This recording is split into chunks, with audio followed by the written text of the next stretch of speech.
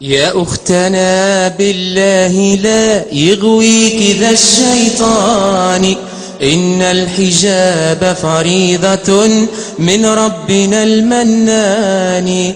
إنا سمعنا أختنا قولا عجاب، قالوا كلاما لا يسر عن الحجاب، قالوا ظلاما حالكا بين الثياب، قالوا خياما علقت فوق الرقاب،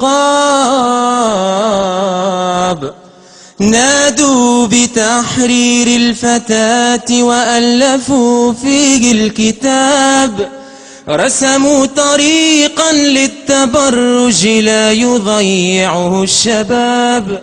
يا أختنا هذا عواء الحاقدين من الذئاب،